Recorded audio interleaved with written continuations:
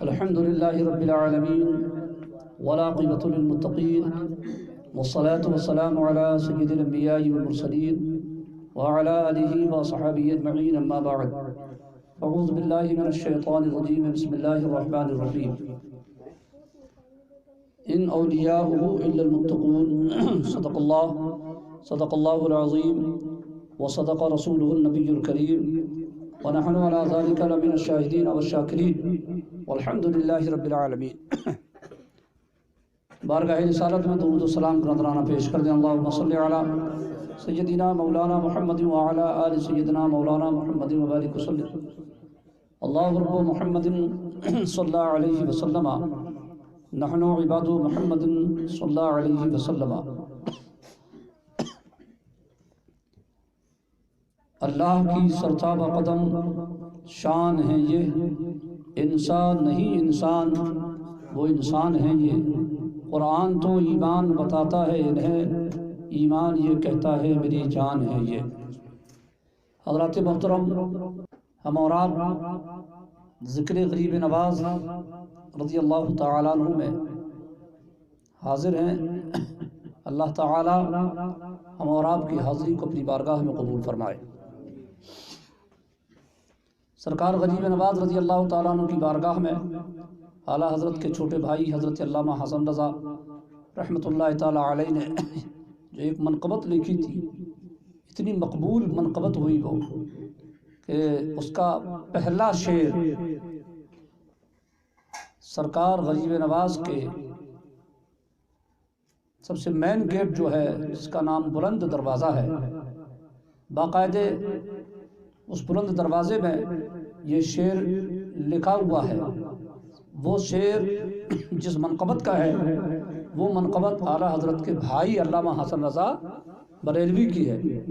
یعنی اتنی مقبول یہ منقبت ہوئی، خواجہ صاحب نے بھی اس کو اتنا پسند فرمایا کہ پہلا شعر سرکار غریب نواز کے بلند دروازے کے اوپر لکھا ہوا ہے، اور آپ سب بھی اس شعر کو جانتے ہیں۔ لکھا ہے خواجہ ہند وہ دربار ہے اعلیٰ تیرا، خواجہ ہند وہ دربار ہے اعلیٰ تیرا۔ یہ درس نہیں ہے، تقریری محفل ہے تو بولتے رہیے تھوڑا سا، ہے نا۔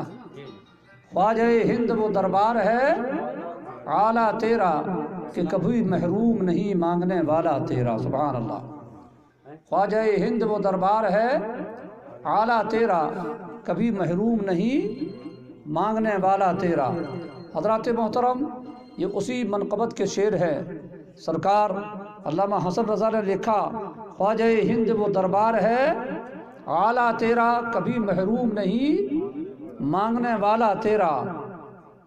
الحمدللہ ہندوستان کا بچہ بچہ جانتا ہے کہ در غریب نواز وہ در ہے کہ جہاں مسلم اور غیر مسلم دونوں کو فیض یاب کیا جاتا ہے۔ آپ کی در میں حاضر ہونے والے جس منت و مراد کو لے کر کے پہنچتے ہیں، سرکار غریب نواز انہیں وہ عطا فرمایا کرتے ہیں۔ اسی لیے آپ نے کہا کبھی محروم نہیں مانگنے والا تیرا۔ فرماتے ہیں ہے تیری ذات عجب بحر حقیقت پیارے۔ سبحان اللہ۔ ہے تیری ذات عجب بحر حقیقت پیارے، کسی تیراک نے پایا نہ کنارہ تیرا۔ سبحان اللہ۔ آپ ایسے سمندر ہیں، ولایت کے ایسے سمندر ہیں، ایسے دریا ہیں کہ بڑے سے بڑے تیراکی کرنے والے نے بھی آپ کے کنارے کا اندازہ نہیں لگا پایا۔ فرماتے ہیں ہے تیری ذات عجب بحر حقیقت پیارے، کسی تیراک نے نہ پایا کنارہ تیرا۔ اور فرماتے ہیں گلشن ہند سے ہے شاداب کلیجے ٹھنڈے، واہ اے ابر کرم اور برسنا تیرا، واہ اے ابر کرم زور برسنا تیرا۔ فرماتے ہیں کیا مہک ہے کہ معطر ہے دماغ عالم، تختہ گلشن فردوس ہے روضہ تیرا۔ تجھ میں ہے تربیت خضر کے آثار، پیدا آثار بحر و بر میں ہمیں ملتا ہے سہارا تیرا۔ اور آخر میں فرماتے ہیں محی الدین غوث ہیں اور خواجہ معین الدین ہیں، اے حسن کیوں نہ ہو محفوظ عقیدہ تیرا۔ درود پاک پڑھیں، اللہم صلی علی سیدنا مولانا محمد وعلی آل سیدنا مولانا محمد مبارک وسلم، صلاۃ و سلام علی اللہ صلی اللہ تعالی علیہ وسلم۔ حضرات محترم، سرکار غریب نواز رضی اللہ تعالیٰ عنہ 537 ہجری میں پیدا ہوئے اور حضور غوث اعظم 470 ہجری میں پیدا ہوئے۔ 470 ہجری میں حضور غوث اعظم پیدا ہوئے اور 537 ہجری میں سرکار غریب نواز پیدا ہوئے، یعنی اس اعتبار سے آپ تقریباً 66-67 سال چھوٹے ہیں کس سے؟ حضور غوث پاک رضی اللہ تعالیٰ عنہ سے۔ رشتے میں آپ سرکار غوث اعظم کے بھانجے ہیں اور دوسرے رشتے سے آپ خالہ زاد بھائی بھی لگتے ہیں، یعنی یہ دونوں رشتہ دار بھی ہیں، سگے رشتہ دار۔ مرتبہ ولایت میں تو تعلق رہتا ہی ہے، سب حضور غوث اعظم سے فیض پاتے ہیں، مگر آپ دونوں رشتہ دار بھی ہیں۔ ایک رشتے سے حضور غوث اعظم ماموں ہیں اور ایک رشتے سے آپ خالہ زاد بھائی ہیں۔ حضور غوث اعظم رضی اللہ تعالیٰ عنہ 470 ہجری میں پیدا ہوئے اور آپ 537 ہجری میں۔ آپ ملک ہندوستان میں بھیجے گئے ہیں، آپ کی پیدائش گاہ سنجر ہے، ہندوستان میں آپ پیدا نہیں ہوئے، سنجر میں آپ پیدا ہوئے۔ تقریباً ہندوستان میں 45 سال غریب نواز رضی اللہ تعالیٰ عنہ رہے۔ ہندوستان آنے کے بعد آپ ہندوستان سے باہر کسی دوسرے ملک میں دوبارہ نہیں گئے، اور ہندوستان آنے سے پہلے آپ نے بہت زیادہ سیر و تفریح کی، سیاحت کی ہے، یعنی چین، جاپان، نیشاپور، سمرقند، بخارا، بغداد، اجمیر، کربلا شریف، ملک شام، یہ سارے ایریے حضور غریب نواز کے گھومے ہوئے ہیں۔ سبحان اللہ۔ پیسے والا آدمی بھی آج اتنا زمانہ نہیں گھوم سکتا، نہ اس وقت ہوائی جہاز نہ بس، مگر میرے آقا غریب نواز رضی اللہ تعالیٰ عنہ یہ ساری جگہ گھومے ہوئے ہیں، اور جہاں جہاں ان جگہوں میں بزرگان دین ملے ان سب کی بارگاہ میں حاضر ہو کر آپ نے فیض بھی حاصل کیا ہے۔ مکہ شریف بھی حاضر ہوئے، مدینہ شریف بھی حاضر ہوئے، اور وہاں سے فارغ ہو کر آپ کربلا شریف تشریف لے گئے، اور وہاں سرکار امام موسیٰ کاظم اور دیگر اہل بیت اطہار کے مزاروں پر آپ حاضری دیتے ہوئے پھر اس کے بعد واپس تشریف لائے، اور پھر آپ اپنے مرشد کی بارگاہ میں پہنچے۔ ابھی تک آپ مرید نہیں ہوئے۔ اچھا، جب تک آپ مرید نہیں ہوئے تھے گھوم رہے تھے، اکیلے سیر و سیاحت میں لگے ہوئے تھے، اور اس کے بعد جب آپ مرید ہو گئے تو پھر آپ نے پورا وقت ہندوستان آنے تک جتنا بھی وقت آپ کا تھا وہ پورا کا پورا وقت آپ نے اپنے مرشد کے ساتھ گزارا۔ مرید ہو جانے کے بعد پھر حضور غریب نواز اپنے مرشد کے علاوہ کہیں بھی نہیں گئے۔ مرشد کے ساتھ بھی آپ بہت گھومے، مگر دوبارہ جب آپ گھومے تو پھر مرشد کے ساتھ تقریباً 20 سال تک حضور غریب نواز رضی اللہ تعالیٰ عنہ مرید ہو جانے کے بعد اپنے پیر صاحب کی خدمت پہ رہے، اور ایک جگہ نہیں بلکہ پیر صاحب جہاں بھی جاتے حضور غریب نواز ہر وقت ان کے ساتھ ہی رہتے، کبھی بستر، کبھی ان کا بچھونا، کبھی ان کے کپڑے، کبھی ان کی جوتیاں، کبھی ان کا سامان لے کر کے حضور غریب نواز ان کے ساتھ ساتھ چلا کرتے۔ اسی لیے سرکار خواجہ عثمان ہارونی رضی اللہ تعالیٰ عنہ کے بہت سے مرید تھے اور درجہ کمال تک پہنچے ہوئے تھے، مگر آپ جس پر ناز کرتے تھے وہ ذات غریب نواز تھی۔ حضور خواجہ عثمان ہارونی رضی اللہ تعالیٰ عنہ جس پر فخر کرتے وہ ذات غریب نواز رضی اللہ تعالیٰ عنہ۔ آپ جب پیدا ہوئے، سبحان اللہ، پیدائش سے پہلے ابھی آپ دنیا میں آئے نہیں، ماں کے پیٹ میں ہیں، مگر اللہ نے وہ کمال عطا کیا، ماں کے پیٹ میں ہیں مگر خدا کا ذکر کر رہے ہیں، اور ایسی بلند آواز سے کر رہے ہیں کہ امی جان بالکل صاف لفظوں میں اس ذکر کو سنتی ہیں۔ خواجہ صاحب پیٹ میں ہیں، اور پیٹ میں اندر ہو کر بھی لا الہ الا اللہ محمد رسول اللہ کی تسبیح پڑھا کرتی، اور امی جان اس تسبیح کو باقاعدہ صاف طور پر سنتی تھی۔ وہ جب پیدا ہوئے تو اللہ نے ایک نور برسایا، جو ڈائریکٹ آسمان سے لے کر کے سرکار غریب نواز کے گھر تک ایک نور کی چادر کی شکل میں بالکل اتر رہا تھا، اسی کے سائے میں حضور غریب نواز رضی اللہ تعالیٰ عنہ دنیا میں تشریف لائے۔ آپ کی والدہ فرماتی ہیں جب پیدا ہوئے تھوڑی دیر کے بعد میں نے دیکھا تو خواجہ غریب نواز یعنی معین الدین چشتی اجمیری رضی اللہ تعالیٰ عنہ، آپ کی ماں کہتی ہے میں نے دیکھا کہ میرا معین الدین سجدے میں سر رکھا ہوا ہے۔ سبحان اللہ، درود پاک پڑھنے اللہم صلی اللہ علیہ وسلم۔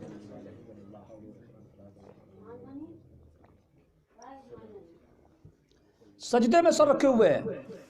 سرکار کی ماں فرماتی ہیں ہم نے اٹھایا اور اپنے گود میں لے لیا، اور جب گود میں لیا ہم نے آسمان کی طرف دیکھا تو کچھ لوگوں کو، ایسے لوگوں کو دیکھا جو زمین اور آسمان کے درمیان ہوا میں کھڑے ہیں۔ سبحان اللہ۔ پوچھا تو انہوں نے بتایا ہم اس دور کے بڑے بڑے بزرگان دین ہیں، کوئی غوث ہے، کوئی قطب ہے، قطب اور ابدال جیسے منصب پر فائز ہونے والے جو اس وقت کے بزرگان دین تھے، اللہ کی طرف سے ان سب کو حکم ہوا معین الدین دنیا میں آ رہا ہے، جاؤ اس کا استقبال کرو۔ سبحان اللہ۔ وہ سرکار غریب نواز کے گھر میں حاضر ہے اور سب حضور غریب نواز رضی اللہ تعالیٰ عنہ کا استقبال فرما رہے ہیں۔ اللہ اکبر۔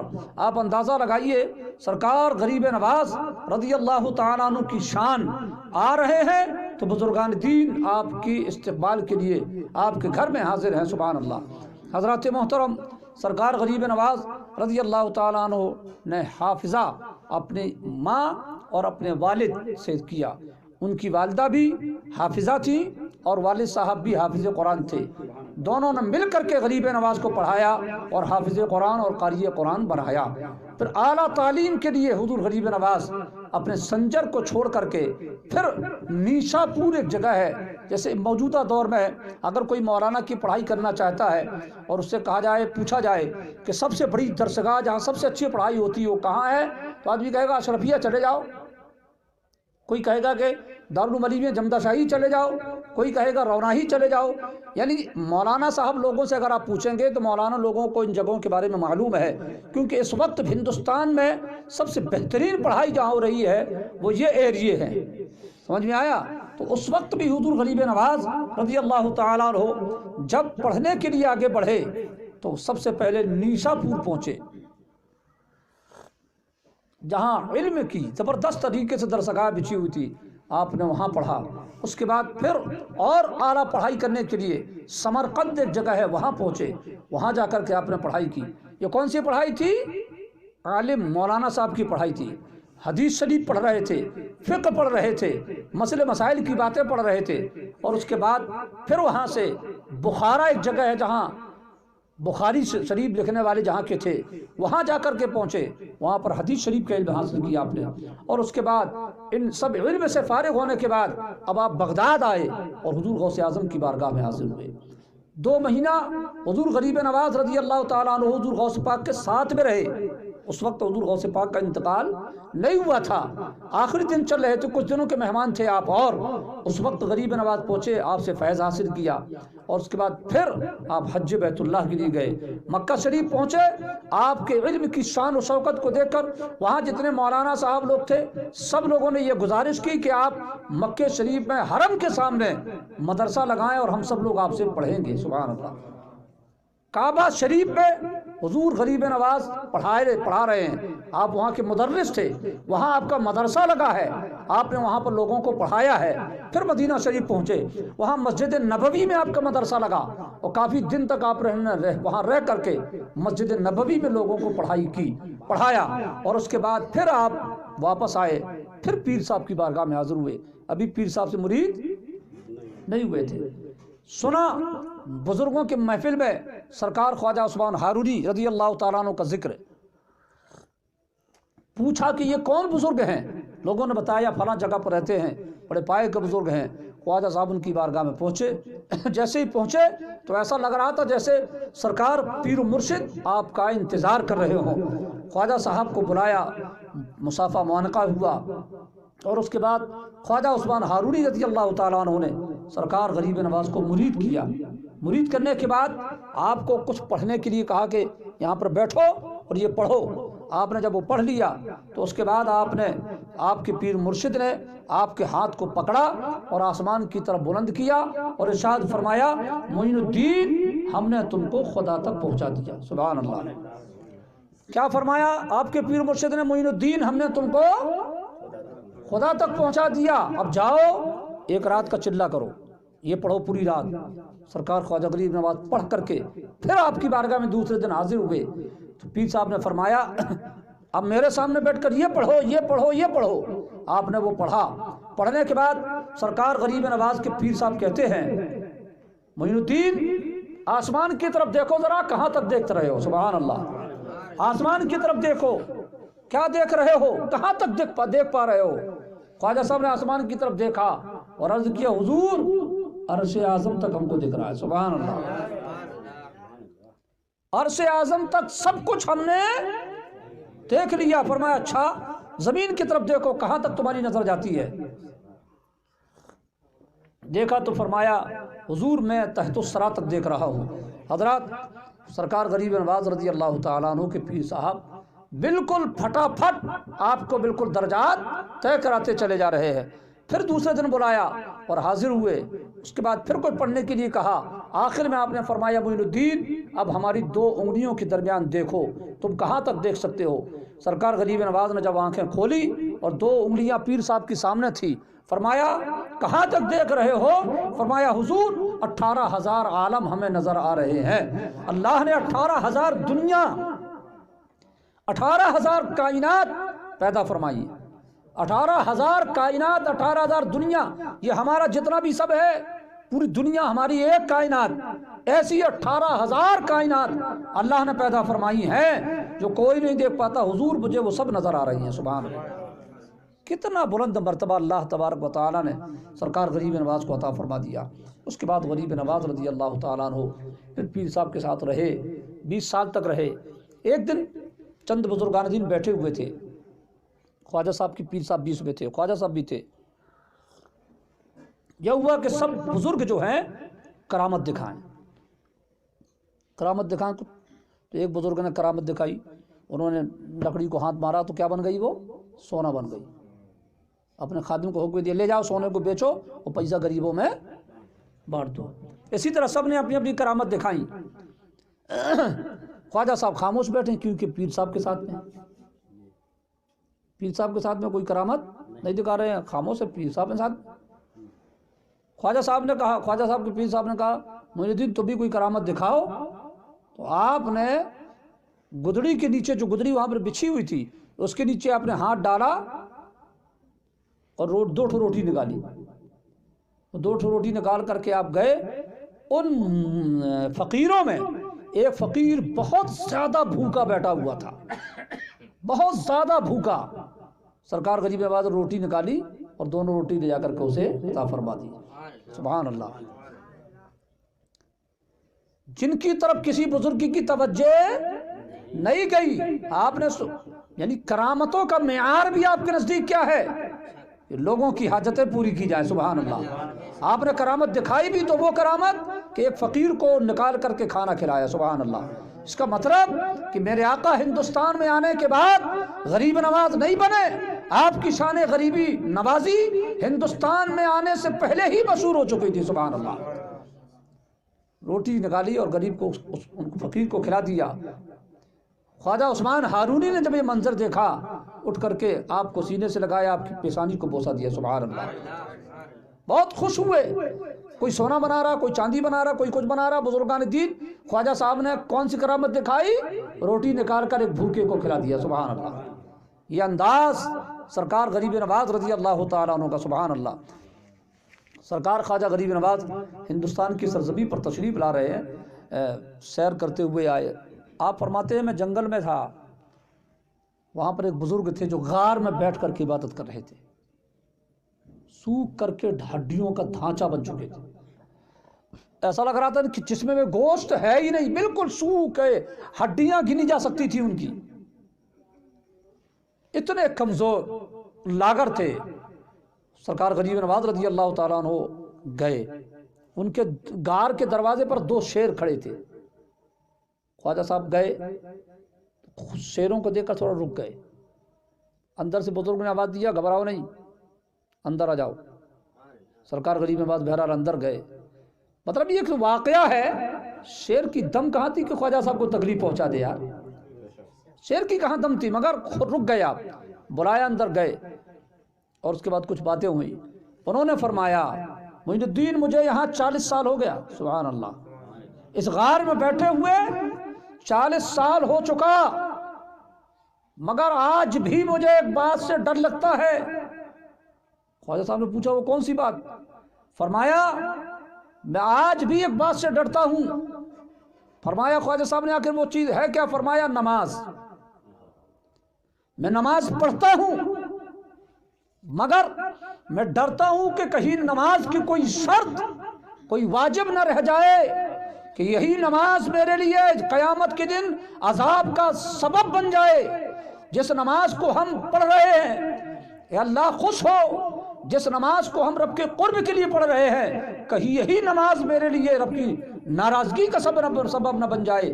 نماز پڑھتا ہوں مگر ڈرتا ہوں کہ کہیں نماز کی کوئی واجب اور کوئی شرط نہ چھوٹ جائے کہ میری نماز برباد ہو جائے. آپ اندازہ لگاؤ کہ وہ بزرگ جو 40 سال سے غار میں عبادت کر رہے ہیں، ان کی نماز ہماری نماز کی طرح ہوگی کیا؟ کیسی نماز ہوگی؟ مگر اس کے باوجود وہ ایسی نماز پڑھ کر بھی نماز کو بچانے کے لیے ڈر رہے ہیں. سبحان اللہ. خواجہ غریب نواز سے انہوں نے فرمایا معین الدین نماز کی پابندی کرو. افسوس اس بندے پر جس نے نماز نہیں پڑھی، افسوس کہ اس نے زندگی بیکار گوا دی. نماز نہیں پڑھی تو زندگی کسی کام کی اس کی نہیں رہی. نماز کی پابندی کرو. اور اس کے بعد خواجہ صاحب سے کہا کہ اب تم جاؤ. سرکار غریب نواز رضی اللہ تعالیٰ عنہ فرماتے ہیں اس بزرگ کا عالم یہ تھا کہ ان کا میں ان کے پاس کھڑا تھا، میں ان کے پاس حاضر تھا، تو مجھے ان کے وجود پر ایک عجیب رعب دبدبا، ایک عجیب رعب محسوس ہوا. سرکار غریب نواز جیسی شخصیت پر بھی جن کے رعب کا اثر ہو رہا ہے، آپ اندازہ لگاؤ کہ کس درجے کے وہ بزرگ تھے. خواجہ صاحب نے اپنے مکتوبات میں، خطوں میں جو لوگوں کے لیے نصیحت کے طور پر لکھا، اس میں آپ نے لکھا ہے لوگوں میں جن بزرگار دین کے پاس گیا ان سب نے مجھے نماز کی تلقین کی، ان سب نے مجھے نماز کے بارے میں کہا. سرکار غریب نواز ہوتے ہواتے کہاں آ گئے؟ ہندوستان پہنچے.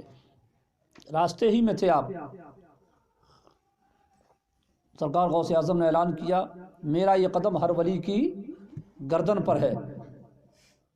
اس وقت آپ ہندوستان نہیں آئے تھے، خراسان کی پہاڑیوں میں آپ عبادت میں مشغول تھے. اور غوث اعظم سرکار نے بغداد میں کیا فرمایا؟ میرا یہ قدم ہر ولی کی گردن پر ہے. سرکار غریب نواز نے وہی سے سنا، اور سننے کے بعد اپنا سر مبارک زمین کی طرف جھکا دیا. سبحان اللہ. اور ارشاد فرمایا بل علی راسی وعینی، میرے آقا، میرے داتا، میرے مولا، آپ کا قدم صرف میرے سر، میری گردن پر ہی نہیں بلکہ میرے سر اور آنکھوں پر بھی ہے. سبحان اللہ. انہوں نے یہاں سے یہ کہا، غوث اعظم نے وہاں سے سن لیا. غوث اعظم بغداد میں ہے، یہ خراسان میں ہے، کئی ہزار کلومیٹر کی دوری پر ہے. انہوں نے کہا، انہوں نے سنا، انہوں نے کہا، انہوں نے سنا، اور فرمایا سبحان اللہ. سرکار غوث اعظم فرماتے ہیں غیاث الدین حسن کے بیٹے نے ہمارے حکم پر سبقت کی ہے، اللہ اس ادب کی برکت سے اسے ہند کی ولایت عطا فرمائے گا. اچھا بتائیے ملی کہ نہیں ملی؟ پھر ہندوستان کی ولایت ملی کہ نہیں ملی خواجہ صاحب کو؟ کس نے فرمایا؟ یہ حضور غوث اعظم رضی اللہ تعالیٰ عنہ دعا دی. آپ ہندوستان کی سرزمین پر تشریف لائے. آپ کے آنے سے پہلے ہی ہندوستان میں جو گیانی قسم کے لوگ تھے، پنڈت لوگ، ان کے دھرم کے مہاتما لوگ، ان سبوں میں ایک کھلبلی مچی ہوئی تھی. یعنی انہوں نے اپنے پڑھائی لکھائی اور اس تپسیا کے ذریعے یہ معلوم کر لیا تھا کہ ہندوستان کی سرزمین پر ایک فقیر کا پرویش ہو رہا ہے، ایک فقیر ہندوستان میں آ رہے ہیں. اور یہ بھی دیکھ لیا تھا کہ یہ آئے گا تو یہاں کی حکومت کو ہلا کر کے رکھ دے گا. یہ خبر راجہ کو پہنچی. راجہ اور راجہ کی ماں نے مل کر کے، پرتھوی راج نے بہت بڑا ہون کروایا، بہت بڑا ہون. پورے ہندوستان کے یوگی جوگی جتنے تھے سب اس میں بلائے گئے، سب نے اپنے تجربات رکھے اور سرکار غریب نواز کو روک تھام کی باتیں کی کہ کس طریقے سے ان کو ہندوستان سے روکا جائے۔ پروگرام بنے، میٹنگ ہوئی کہ اس فقیر کو ہندوستان میں داخل نہیں ہونے دیا جائے گا، اور خواجہ صاحب ہندوستان میں داخل ہو چکے تھے۔ بہرحال پروگرام بنا، آپ کی تصویر بنائی گئی، ان لوگوں نے اپنے علم کے مطابق، اپنی پڑھائی لکھائی کے مطابق، اپنی تپسیا اور اپنے ریاضت اور مجاہدات جو ان کے تھے اس اعتبار سے خواجہ صاحب کی تصویر بنا ڈالی ہے، اور تصویر بنا کر کے پھر اس کو پوری چوکیوں میں پہنچایا۔ اس بھیش کا، اس حلیہ کا جو بھی فقیر چوکیوں سے اندر ہندوستان میں داخل ہونا چاہے اسے وہاں پر روک دیا جائے، مگر غریب نواز کو کوئی روک تو نہیں پایا، البتہ پوری چوکی سمیت خواجہ صاحب کے دیوانے ہو کر اور ساتھ میں چل بیٹھے۔ سبحان اللہ، سب کے سب مسلمان ہو گئے اور خواجہ صاحب کے غلام بن کر کے خود ہی دوسری چوکی کی طرف آگے بڑھ رہے ہیں۔ جب وہاں پہنچے تو پھر روکا گیا، وہ بھی مسلمان ہو کر آپ کی بارگاہ میں یوں کرتے ہوئے خواجہ غریب نواز جب اجمیر معلیٰ پہنچے تو ایک عظیم جماعت آپ کے ساتھ میں ہو چکی تھی۔ پرتھوی راج نے آپ کو بہت پریشان کیا، اتنی آسانی سے نہیں مانا، وہ تو خیر آخری وقت تک ایمان نہیں لایا وہ اس نے جو سب سے بڑا جادوگر بلایا تھا جس کا نام تھا وہ مسلمان ہو گیا ہے نا۔ آپ سے مسلمان ہونے کے بعد اس نے کہا حضور مجھ کو ہمیشہ زندہ رہنے والی زندگی عطا کر دو۔ سبحان اللہ، ایسی دعا کر دو کہ ہم ہمیشہ زندہ رہیں۔ فرمایا خواجہ صاحب نے جا، میں نے تجھے حیاتی جاودانی عطا فرما دی۔ آج بھی وہ زندہ ہیں۔ ایک خدمت خواجہ صاحب نے ان کو سپرد کی ہے، بھولوں کو راستہ بتاؤ، پیاسوں کو پانی پلاؤ، بھوکوں کو کھانا کھلاؤ، وہی خدمت انجام آج بھی وہ زندہ ہے۔ ان کا نام خواجہ صاحب نے رکھا تھا عبداللہ، پرانا نام کیا تھا اس کا؟ ہندوستان کا سب سے دگج، سب سے بڑا جوگی، سب سے بڑا جادوگر تھا۔ باقی تو معلوم ہے یہ مقابلہ ہوا کا مقابلہ نہیں، اس کو مقابلہ کیا کہیں گے؟ مقابلہ برابری سے ہوتا ہے، مقابلہ کیا کرے گا کوئی؟ اس نے اپنے چمتکار دکھائے، خواجہ صاحب نے اپنا جلوہ دکھایا۔ سبحان اللہ، ایسا جلوہ دکھایا کہ وہ قدموں پہ گرا، خود بھی مسلمان ہو گیا۔ سبحان اللہ، حضرت موسیٰ علیہ السلام کے زمانے میں بھی وہاں کے جو بادشاہ تھا جس وقت آپ کے دور میں، موسیٰ علیہ السلام کے زمانے میں، اس نے موسیٰ علیہ السلام کو سرنڈر کرنے کے لیے بڑے بڑے جادوگروں کو بلایا ہے نا، اور ہوا پھر سرکار حضرت موسیٰ علیہ السلام کا جلوہ دیکھ کر وہ جادوگر بھی آپ کے قدموں پہ گرے اور پکار اٹھے آمنا برب ہارون و موسیٰ، ہم ایمان لے آئے ہارون اور موسیٰ کے رب پر۔ سبحان اللہ، ایک وہ دور تھا آپ کا جلوہ دیکھ کر کے اس وقت کے جادوگر بھی ایمان لے آئے تھے۔ ہندوستان کا سب سے بڑا جادوگر خواجہ کا جلوہ دیکھ کر بھی مسلمان ہو گیا۔ ابھی خواجہ صاحب کا جلال ہی جلال چل رہا ہے، وہ جمال ہی جلال نہیں آیا ابھی، مگر پرتھوی راج نے بہت زیادہ پریشان کیا، آپ کے مرید کو بہت مارا پیٹا اور بہت زیادہ الٹا سیدھا بولا، اور یہاں تک بول دیا کہ ایک فقیر کو یہاں سے میں بھگا کے رہوں گا۔ اتنا سننا تھا کہ خواجہ صاحب کو پھر جلال آ گیا۔ خواجہ صاحب نے فرمایا تو کیا ہم کو بھگائے گا، ہم نے تجھے خود ہندوستان سے نکال دیا، چل جا۔ آپ نے فرمایا ہم نے تجھے خود ہی ہندوستان سے نکالا۔ عربی فارسی میں فرمایا رائے پتھورا را زندہ گرفتار کر دے، یعنی ہم نے پرتھوی راج کو زندہ گرفتار کیا اور اسلامی لشکر کے حوالے کر دیا۔ اس وقت اسلامی لشکر وہاں پر نہیں تھا، مگر سلطان شہاب الدین غوری جو ہندوستان میں حملہ کر چکے تھے مگر کامیاب نہیں ہوئے تھے، بڑے پریشان تھے کیسے ہندوستان کو فتح کروں، نیند اڑ گئی تھی رات کی ان کی۔ اسی بیچ میں ایک بزرگ آئے، فرمایا اٹھ ہندوستان میں حملہ کر، ہندوستان ہم نے تجھے عطا کیا۔ سبحان اللہ۔ بہرحال خواجہ صاحب کے حکم پر وہ آئے، وہ جانتے تھوڑی تھے کہ کون ہے خواجہ صاحب ہیں کہ کون ہے، ایک بزرگ آئے ان کے حکم پر وہ ہندوستان آئے، ہندوستان کو فتح کیا۔ اور اس کے بعد مغرب کی نماز کے ٹائم جب وہ اجمیر پہنچے تو اذان کی آواز آئی، اس کی تلاش میں جب پہنچے تو دیکھا کہ کچھ فقیر نماز پڑھ رہے ہیں، جو امام ہے یہ بھی کھڑے ہو گئے، پیچھے نماز پڑھی انہوں نے بادشاہ نے، اور اس کے بعد جب نماز پڑھ لیے اور نماز پڑھنے کے بعد خواجہ غریب نواز نے جب چہرے مبارک سلام پھیر کر کے اس طرف کیا تو سلطان شہاب الدین غوری رحمۃ اللہ تعالیٰ علیہ کی حیرت کی انتہا نہیں کہ یہ تو وہی بزرگ ہیں جس نے ہمیں ہندوستان بلایا تھا۔ وہ آپ کے قدموں پہ گرا، آپ کا مرید ہوا، خواجہ صاحب نے اٹھایا، اسے ہندوستان کی فتح و کامیابی کی مبارکبادی پیش کی اور اپنا خلافت بھی اس کو عطا فرمائی۔ سرکار غریب نواز رضی اللہ تعالیٰ عنہ نے ہندوستان کے سرزمین پر اسلام پھیلایا، حالانکہ آپ کے تشریف لانے سے پہلے ہندوستان کی سرزمین پر باقاعدہ طور پر اسلام آ چکا تھا، مگر آپ نے ترقی آپ نے عطا فرمائی۔ نشر و اشاعت میں جو آپ نے قدم آگے بڑھایا ہے، ہندوستان میں اسلام کا پرچم لہرانے کا صحرا آپ ہی کے چہرے پر بندھا۔ اللہ تبارک و تعالی حضور غریب نواز رضی اللہ تعالیٰ عنہ کے صدقے اور طفیل ہم اور آپ کو صراط مستقیم پر چلنے کی توفیق رفیق عطا فرمائے۔